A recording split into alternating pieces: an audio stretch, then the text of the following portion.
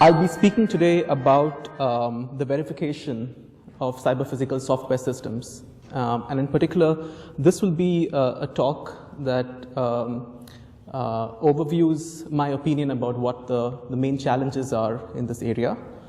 And also, I'll mention some of the recent work in my group to mitigate some of those challenges. And this work has been done with several great students and colleagues listed on this slide.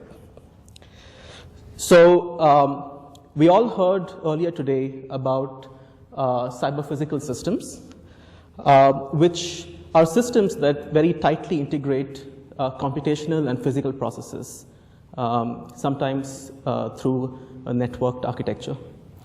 And on this slide, we see some of the examples of cyber-physical systems, which are systems that are all around us today.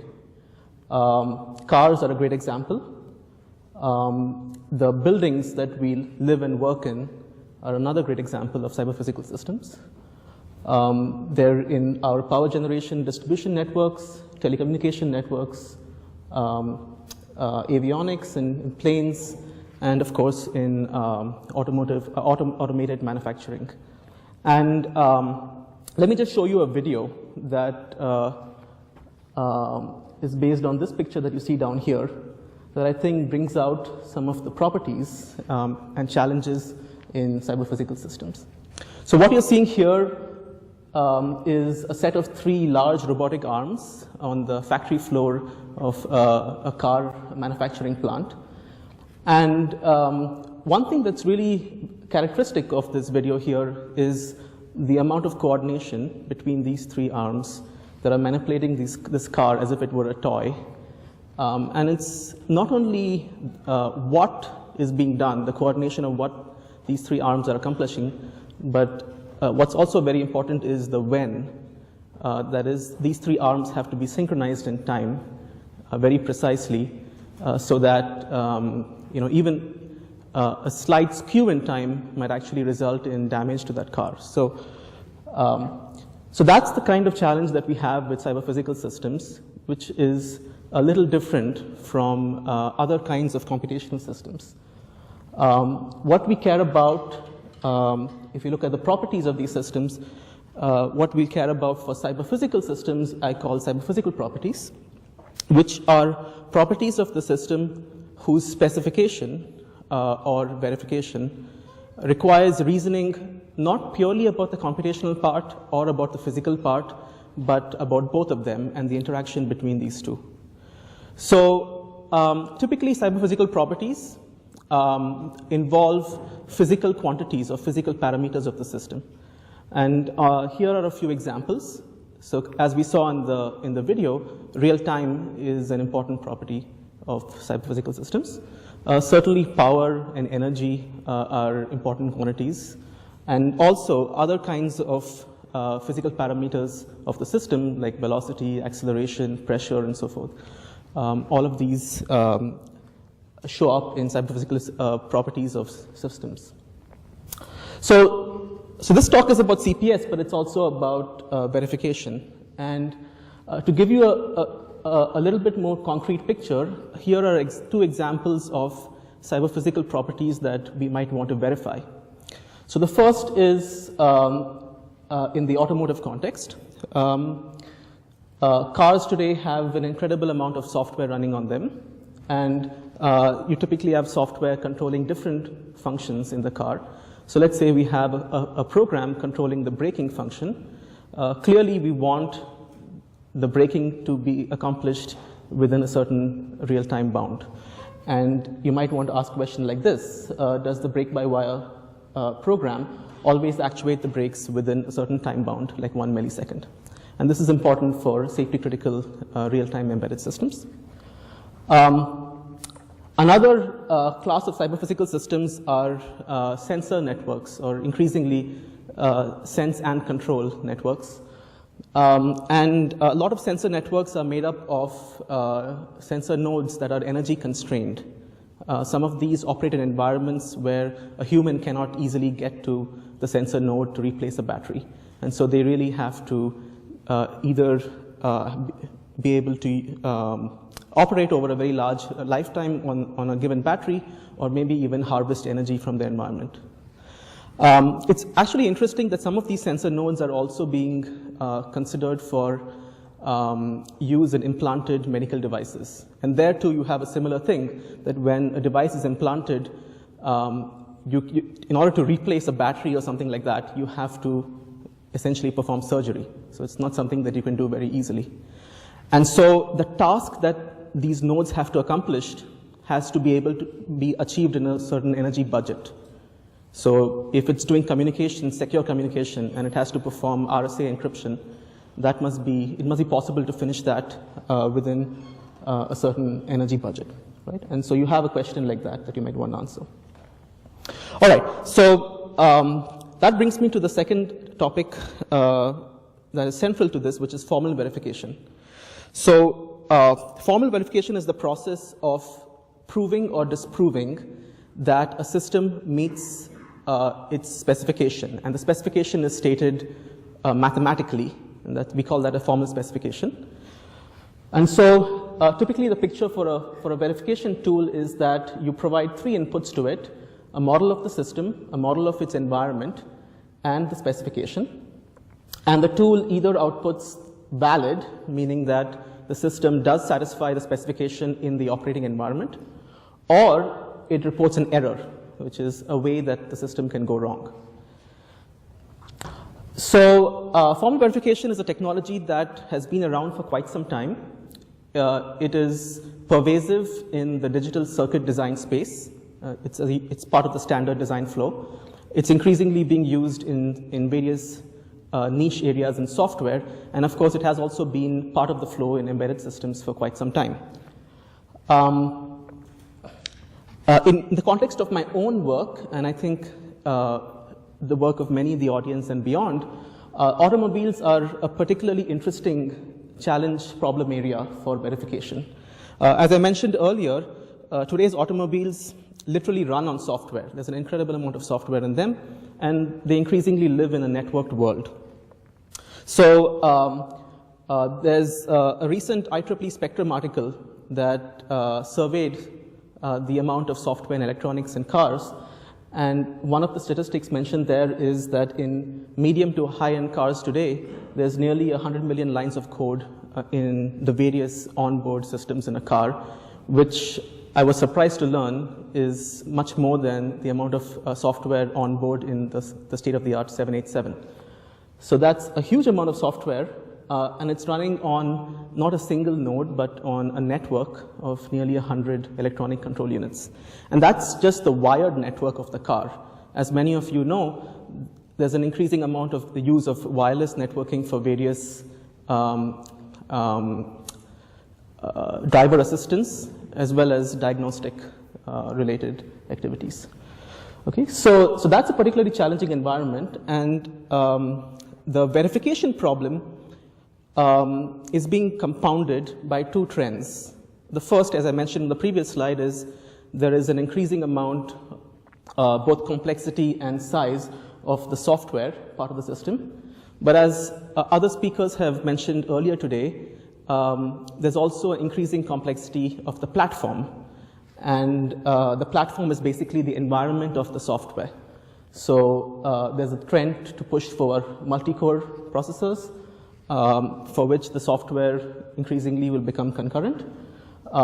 There's a very big push towards networking of various kinds. So the software effectively will become networked software, not standalone software.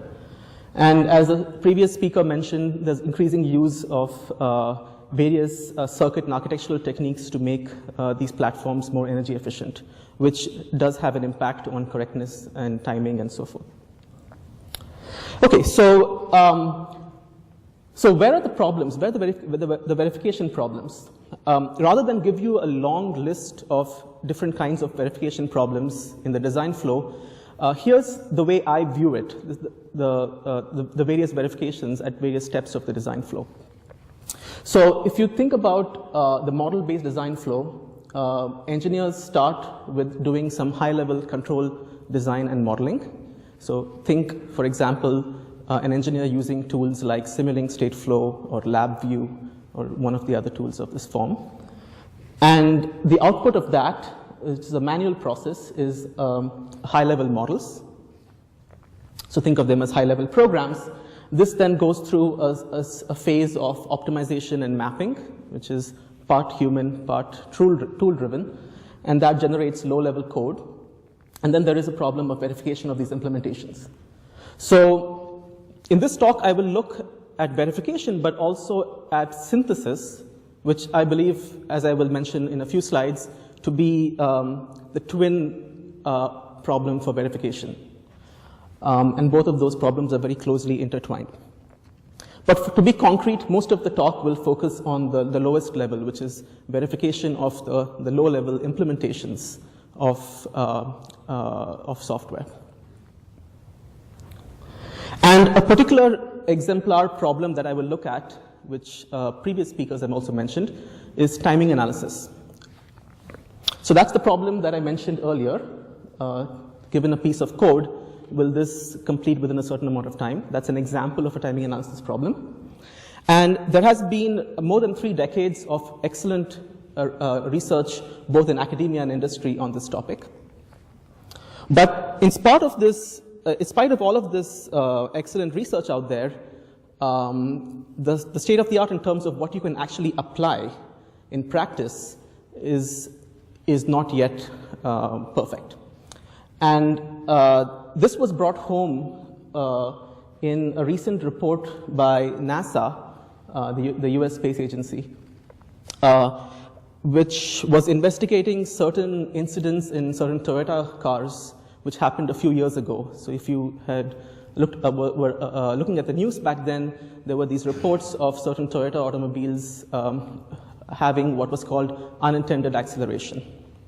And NASA was one of the agencies commissioned to look into this, and in particular, whether electronics and software could have been responsible for that.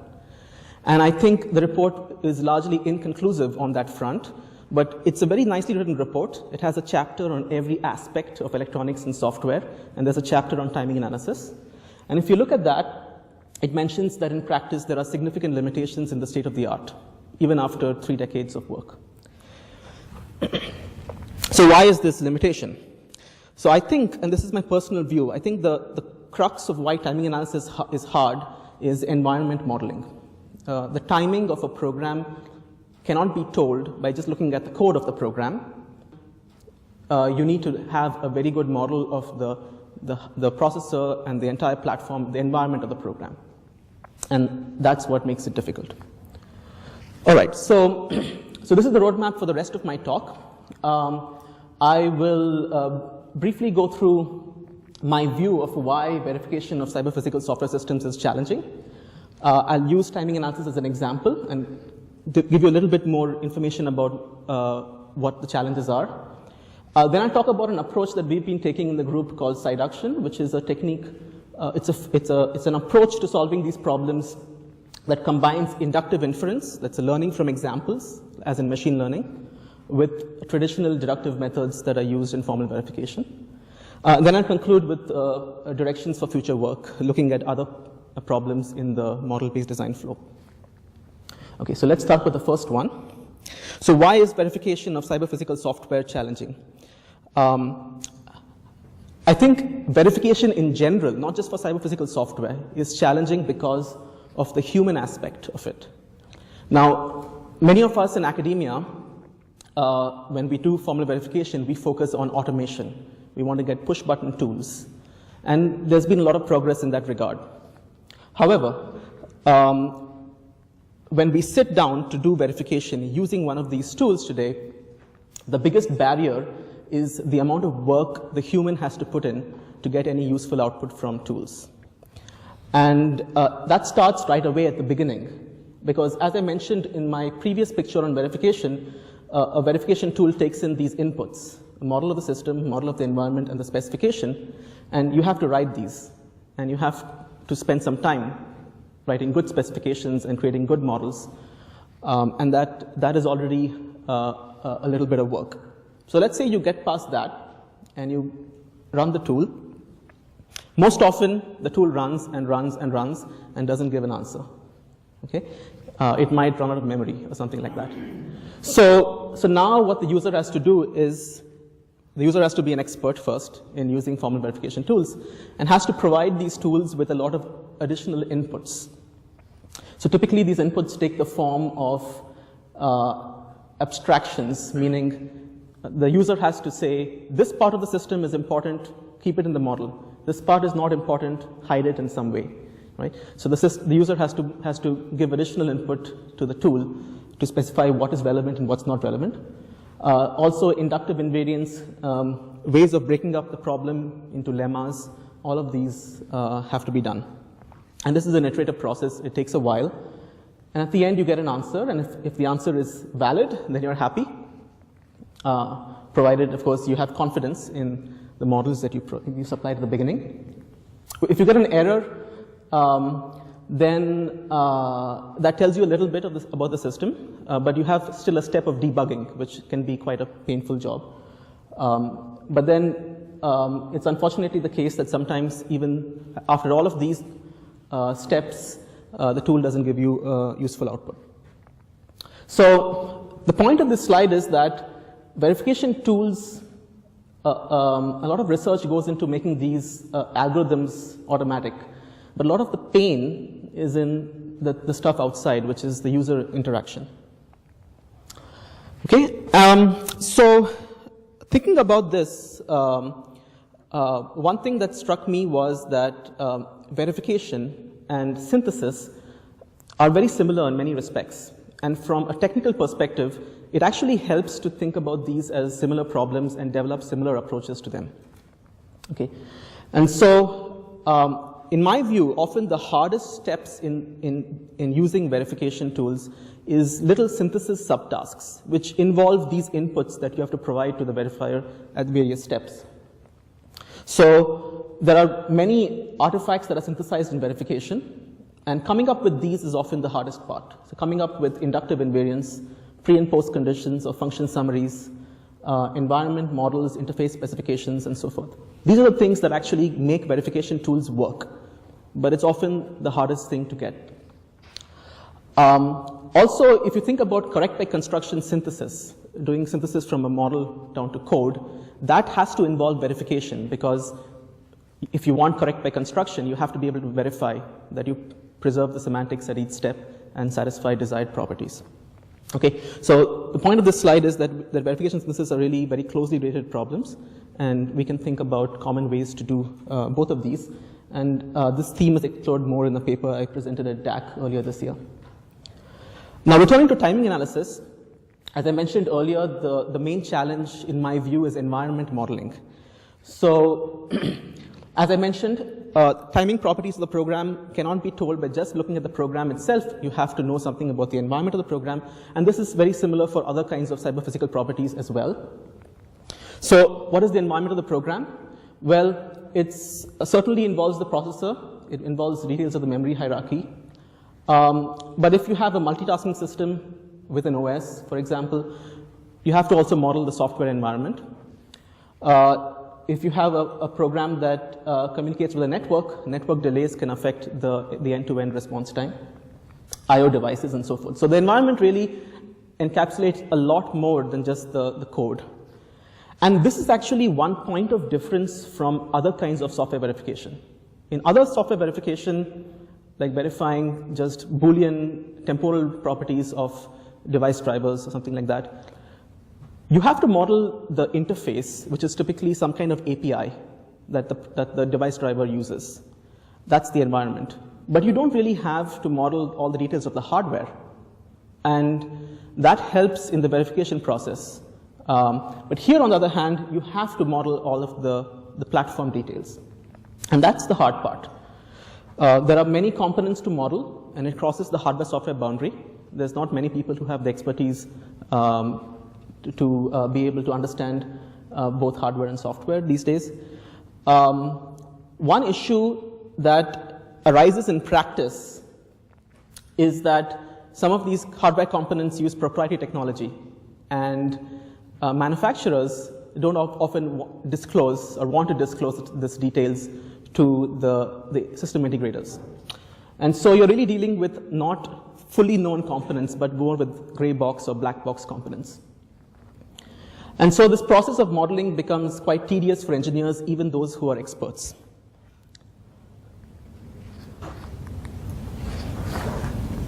Okay, so for those of us who work in this area of building verification and synthesis tools, what is the end goal? Well, it's quite simple. The end goal is that we want to improve designer productivity, designer and programmer creativity and productivity. So we want people to get things done quickly and express their imagination in doing that. And so the tool must automate tedious tasks, tedious steps of the process, while enabling the user to express creative insights. So we don't want to replace the engineer in doing automated verification and synthesis, but we want to reduce the tedious parts of the process. And so how do we take the tedium out of environment modeling? Okay? So I think we're going to have the engineers involved in environment modeling, but the question is, what do you do to reduce the burden? So I want to go through timing analysis as an example to describe in a little bit more detail what are the aspects that make environment modeling hard, and also very quickly review what the state of the art is. Okay, so there's a bunch of different timing analysis problems that people in the embedded and cyber-physical systems are interested in. Perhaps the one that is most classic and well known is the worst case execution time estimation problem. And this was mentioned, I think, in earlier talks today. But there's other problems that people are also interested in. So if your system is not hard real-time but soft real-time, you might be interested in estimating not the worst case bound, but the distribution of execution times. One aspect is typically you need the WCT for verification purposes to check if a task will finish before a deadline. Now, if it doesn't finish, ideally you want to have a test case that demonstrates how things go wrong. Okay, and that's what the threshold property is. And also in the development of control systems, a widely used technique is software-in-the-loop simulation, which is to run the actual control software along with a simulation of the plant model. And for this purpose, you need to have an accurate idea of the execution time of the control software on the embedded platform that it will run on. But the software-in-the-loop simulation is running on a fast server. So in order to do timing accurate simulation, you need to be able to predict execution times of particular program paths. Okay. So these are just 4 examples of different timing analysis problems. And one thing to note is all of these problems could be solved if we could solve this problem, which is given an arbitrary program path, without executing it, can you predict how long it will take? Okay. And that's the problem that my group has been looking at. Okay, but let's, for a step, think about all of these problems together. Basically, what you're given is the program, which is typically assumed to be sequential, and it's assumed to be terminating. So we're not solving the halting problem here, right? So we know the program is terminating. And furthermore, let's assume that there are no interrupts. Okay, so a purely sequential program running on the environment. And typically, if you look at the state of the art in timing analysis, the environment is assumed to be a very simple entity, which is typically just a single core processor with an instruction or data cache. Now, what do current techniques do?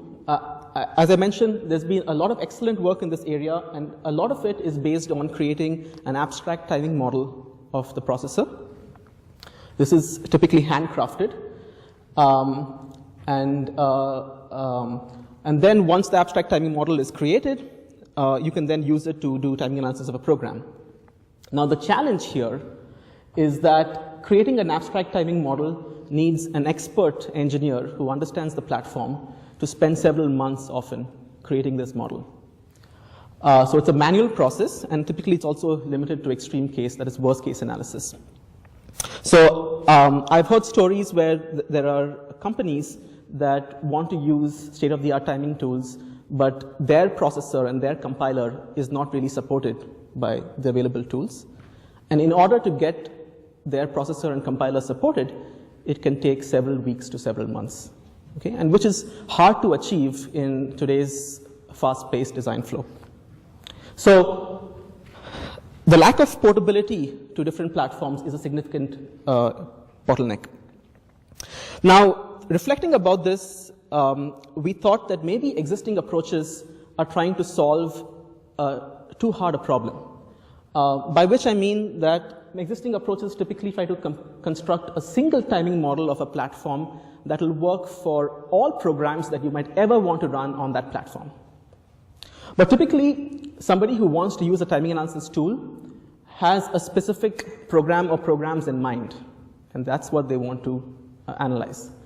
And so our approach was quite different from what people do in many state-of-the-art tools. The approach is based on automatically inferring from measurements a program-specific timing model. That is to say, there's been all this progress in machine learning and machine learning theory, and the question we asked is, can we leverage that to infer program-specific timing models?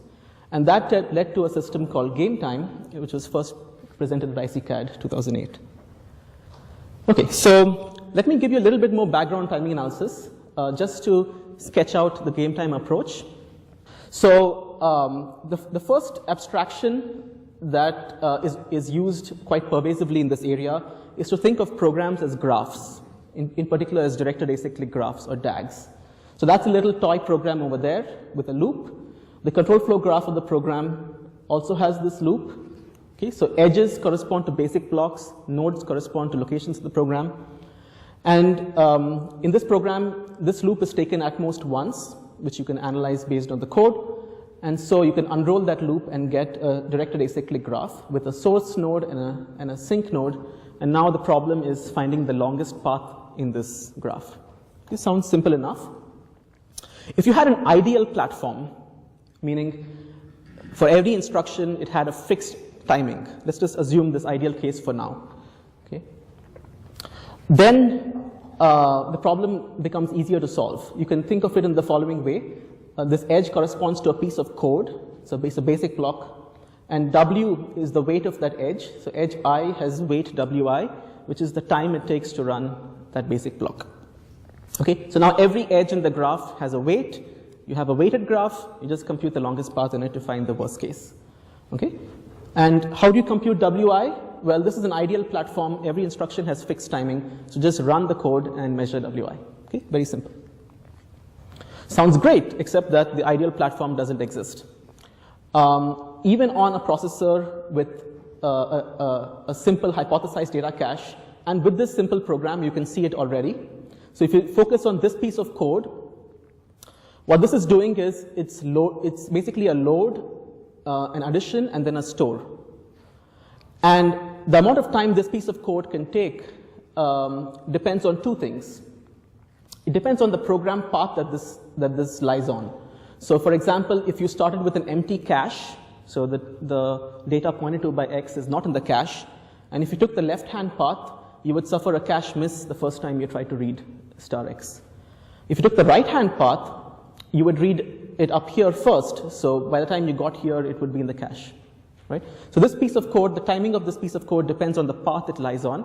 It also depends on the initial state, because if you focus on the left path, if X was originally in the cache, then there's a cache hit. But if X is not in the cache originally, there's a cache miss. So the timing of an edge depends on the path, which is a property of the program, and it also depends on the platform state, which is a property of the platform. And the challenges here are that there's a huge potential number of program paths and platform states, exponential in the size of the code. And furthermore, there's this, in practice, there's a lack of visibility into the platform operation because not all components are known.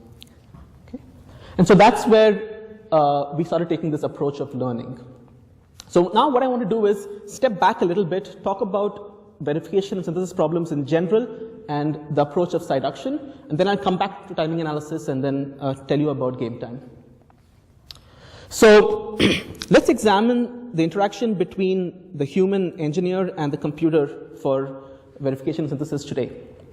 So in particular for modeling, the way it works is that the human user creates the complete model that is going to be input to the verifier, and then hands it over to the verifier, and the verifier chugs away on that. Right? Typically, it uses a deductive proof search and tries to prove or disprove the property of interest. Okay? That's how things work today. Now, how would we like it to be? Okay, so the problem here is that the human user has to create this model. It's very tedious. It takes a while. It would be nice if instead the engineer just expresses what they think the model should look like. Okay, so here notice the engineer has specified a state machine with 2 states, but has left out all the labels on the edges. So the engineer is saying, I think it's a state machine of this form with these inputs and outputs, but I don't know exactly what it is. Okay, but it's got this template. Then the engineer passes over the model template to the tool, and now the tool not only does the deductive proof search, but it also infers the model. And it infers the model inductively based on observations or measurements. Now these measurements can be made using a simulator, or they can be made by doing actual observations on a test bed or in the real world. Okay, so that's where, at least in our philosophy, that's where I think we'd want to be. Right? So we want the user to only express the creative insight and let the tool do the rest. So zooming in a little bit more, the interaction is as follows. The user identifies the hard step of their verification task, which is generate an environment model. That's the step. And then expresses the creative insight, which is the form of the model. We call this the structure hypothesis. The user makes a hypothesis about what the model should look like. Okay? And that defines a family of models. And then the tool automates the tedious search for the exact model, and it automates the proof search. Okay? And it uses a combination of deduction and induction. And these terms, deduction and induction, have been long debated in philosophy, but which is the right way to do reasoning. And really, I think when I think back about how I do proofs in mathematics, I don't do it mechanically, deductively, applying rule by rule by rule. I think about, what is this problem similar to? Right? I work out a few examples and then generate a conjecture from that. And that's an inductive process of just doing a few experiments or observations and then thinking about a conjecture. And then we apply proof rules, and this process iterates. So what we're trying to do is really try to integrate that kind of reasoning, a combination of deduction and induction, into verification tools. And so we call this SciDuction, which stands for Structure Constrained Induction Deduction. It's a combination of 3 things: inductive reasoning, which is active learning from examples, kind of how people hypothesize scientific laws by observations, deductive reasoning, logical inference and constraint solving, and the thing that glues them together are these hypotheses. Okay. And we've done many different projects that use this philosophy in my group. These top 3 related to embedded and cyber-physical systems. So we've done work on synthesizing controllers, we've done timing analysis, we've also done work on synthesizing optimal fixed point code from floating point specifications. But we've also done other projects in software engineering as well as hardware design. Okay, so for timing analysis, the particular approach is that the structure hypothesis is that the platform is an adversary. It's an adversarial process that's picking weights on the edges of our control flow graph, and it picks them in a particular way, which we call the W and pi model, which I'll get to in a second. The inductive inference is a learning algorithm to learn the W and pi model from measuring a subset of parts in the program which form a basis, a particular kind of basis for the space of all parts. So this is the basis in the standard linear algebra sense. And these measurements are generated by running tests on the actual platform or in a cycle-accurate simulator, and we use a technology known as SMT solving, which is a generalization of Boolean satisfiability to generate test cases. Okay, so what is the platform model? Very briefly, if you remember previously, the platform model, the simple platform model was that every edge has a weight, right?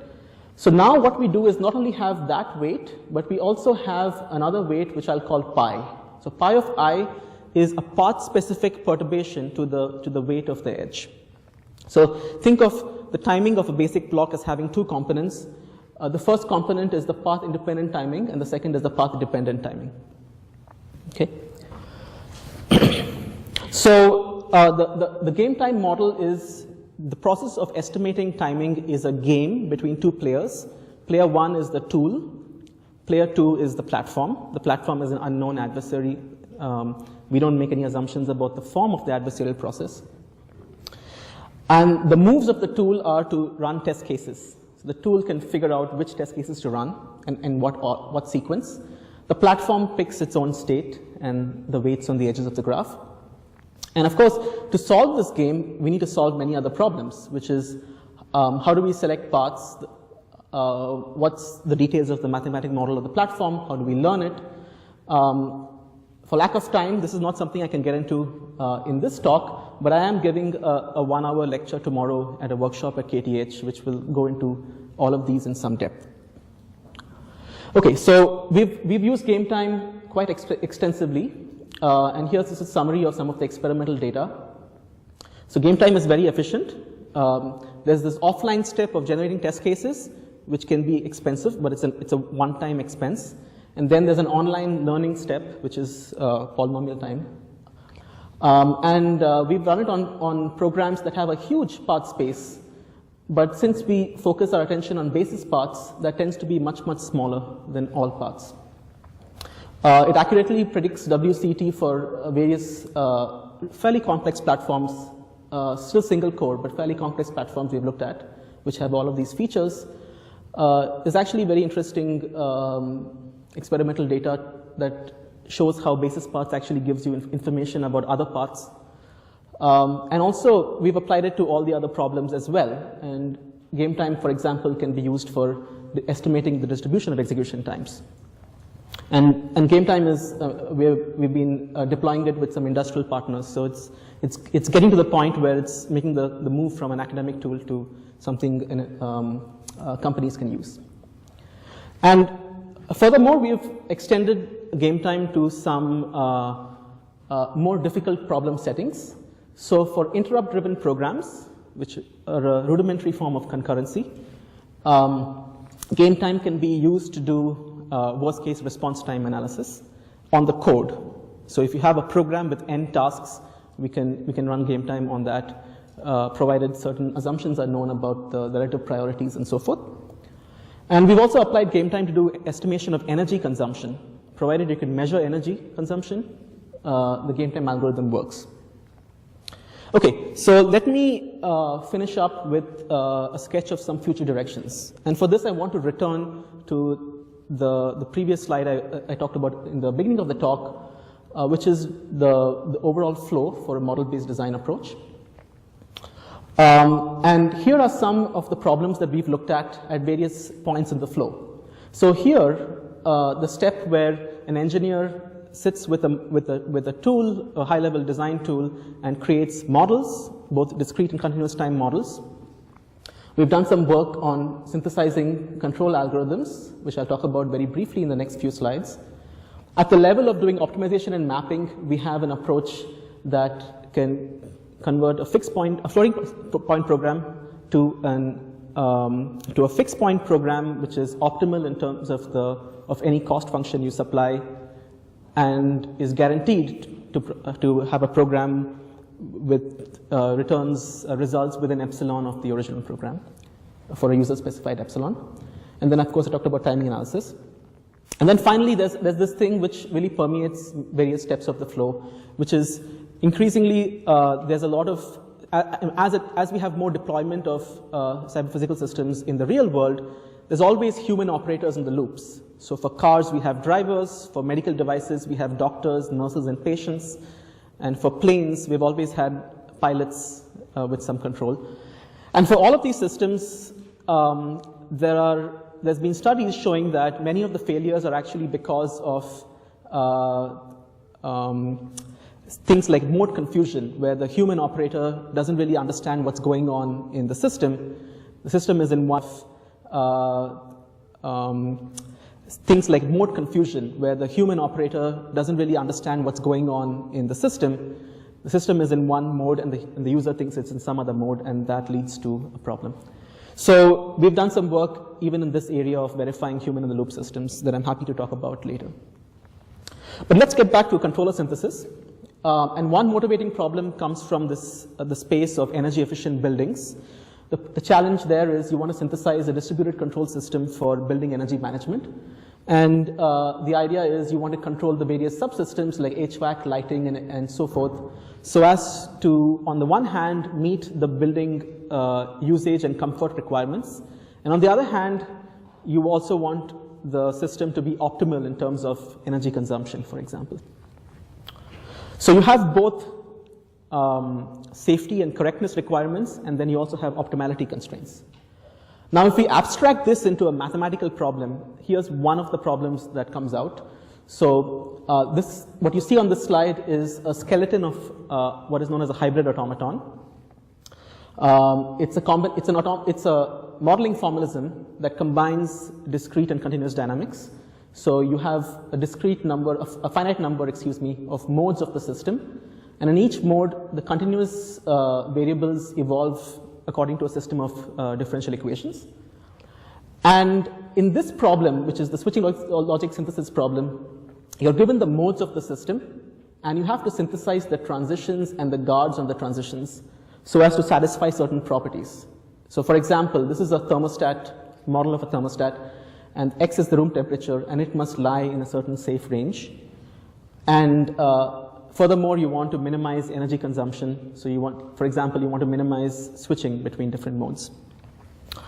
Okay, so for this little toy example, it turns out that if you want X to be between 20 and 22, it turns out that the guards have to be these. I'm not sure you can see this at the back, but this guard, for example, says that when X is between 19.65 and 20, and T is equal to 20, you go from here to here. Okay? Now, how will a human come up with these guards? Right? It seems that coming up with these right upper and lower bounds can be quite tricky. You do some kind of trial and error and see what works, maybe run a whole bunch of simulations. Right? But even at the end of it all, you're not completely sure unless you formally verify. Okay? So what we would like is a tool that we would give this skeleton to. We'll say, here are the modes, synthesize the switching logic for me so as to satisfy that property. Okay. Now this is very hard because for this class of hybrid automata, even verification, even if you specify the guards, in order to verify that it satisfies the property is an undecidable problem. Okay. So what we're doing is what we're asking is something even harder, okay, which is to synthesize these guards. But it turns out that with a little help from a user, you can do this, okay, under certain assumptions. In particular, if the user says, I don't know what the guards are, but I'm pretty sure they are rectangular regions. Okay? So here the user is giving a hint about the form, the structure of the guard. This is the structure hypothesis. The user says this, then our tool is able to synthesize the correct switching logic, assuming that you have a perfect reachability oracle for an ODE system, differential equations. And the particular combination is that the hypothesis is the guards are hyperboxes. We use a learning algorithm for learning hyperboxes from positive and negative examples, which are safe and unsafe switching states. And we generate these labels using a reachability oracle, based on numerical simulation. Okay, and there's more details in the papers at the bottom of the slide. Okay, so let me conclude. So I think the vision for verification synthesis really is that we should enable the humans who use these tools to be more creative and productive. Okay, and the idea there is the user expresses the creative insight, the template for the inputs they have to supply, and the tool completes the rest. So it creates the model and performs the verification or synthesis. But I think we've only started with this because there's lots and lots of unsolved problems yet to be done. And so for this example that I talked about, the switching logic synthesis, we have this approach where the user can specify rectangular regions, and then we have a customized algorithm that can learn rectangular regions. But the problem is, suppose we can't find a solution. We don't have a switching logic which is rectangular. Okay, then what do? Well, ideally, the tool should allow the user to specify some more insight, like, oh, maybe if it's not rectangular, maybe it looks like that. And then the tool must be able to go forth and work with that. Right? So you want to have these algorithms be able to handle many different hypotheses that the users can provide. And we don't have that today. I think we need a lot more research, both in the formal method side and in the learning side, to be able to enable that. Okay? And so that as algorithms need to be more expressive and flexible on this count. All right, so let me conclude. I think there's many challenges in the verification of cyber-physical software systems, and the crux, I think, is the human aspect, which we need to look at more carefully. And there's 2 points I want to make here. One is that verification is, quote unquote, equal to synthesis in terms of the underlying technical problems. Environment modeling is a big challenge for cyber-physical systems. We have one approach based on a combination of inductive learning and deductive reasoning, and game time is an instance of that. And I think the vision is we want to have tools that provide a seamless interaction between human user and computer algorithm. Thank you.